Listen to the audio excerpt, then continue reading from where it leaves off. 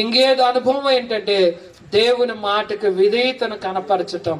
ఎంగేత అనుభవం ఇంకా ఏంటంటే ఆయన ఏం చేశాడంటే, చివరిగా మీరు వచనాలు చదువుకుంటే, దావీదు సౌలు అంటున్నాడు, దావీదు నేను నిన్ను చంపజూశాను, నిన్ను తరుముతూ వచ్చాను, నువ్వు తప్పించుకుంటూ వచ్చావాయా. ఆయన ఆ రాత్రి వేళ దేవుడు నన్ను నీ చేతికి అప్పగిచ్చాడు, నీ జనాంగికి అప్పగిచ్చినా సరే నీ మీద నా మీద నువ్వు జాలు చూయించావు, నన్ను కనికరించావు, నువ్వు దేవుని మాటకి విధేయత చూపెట్టావు. నేను నీకు కీడు చేయదలిస్తే నీవు నాకు ఉపకారము చేశావు అంటాడు. దేవునికి స్తోత్రం చెల్లిద్దామా. ఏమంటున్నాడు సౌలు దావీదుతో, నేను నీకు కీడు చేయాలని చూస్తాను, నిన్ను ప్రాణము తీయాలని చూస్తా, చంప చూశాను, కానీ నీవు ఏం చేసావు, నాకు ప్రాణభిక్ష పెట్టి ఉపకారము చేసావయ్యా అంటాడు. అందుకని దేవుడు ఎప్పుడు కూడా ప్రజలకు ఉపకారము చేసే వ్యక్తిగా ఉంటాడు తప్ప అపకారము తలపెట్టేవాడు కానీ మనం ఏమంటామని జనరల్ గా చూడండి, ఎవరైనా చనిపోయారనుకోండి బాగా బాధలో ఉంటాం. ఆ మాట అనటం తప్పు కాదు, కానీ చెప్తున్నాను.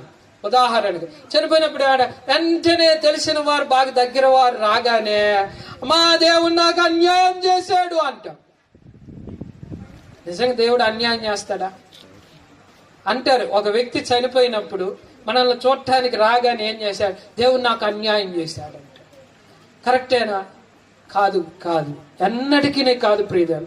ఒకవేళ మన నుంచి భౌతికంగా ఆ వ్యక్తిని దూరం చేయొచ్చేమో, దేవుడు పిలుస్తాడేమో, కానీ దేవుడు ఎవ్వరికి భూలోకంలో ఉన్న ప్రతి జాతి మనుషులకి ఎప్పుడు అన్యాయం చేసేవాడు కాడు. అందుకనే అంటున్నాడు, నీవు చేసేది ఉపకారము తప్ప అన్యాయము కాదయా దావీదని.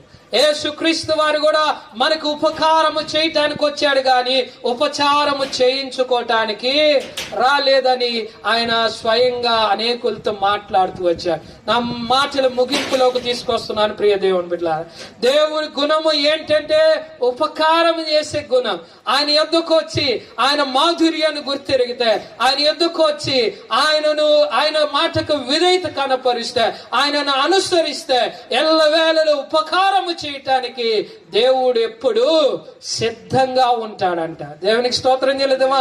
అందుకని మన పాట అయితే పాడతాం బాగా, నీవు చేసిన పులకు నేనేమి చెల్లింతును. ఎంత చక్కగా పాడతాం. వేలాది నదులంతా విస్తార తైలము నీకిచ్చిన చాలునా. ఎప్పుడేమి ఇచ్చావు అసలు? పాట అయితే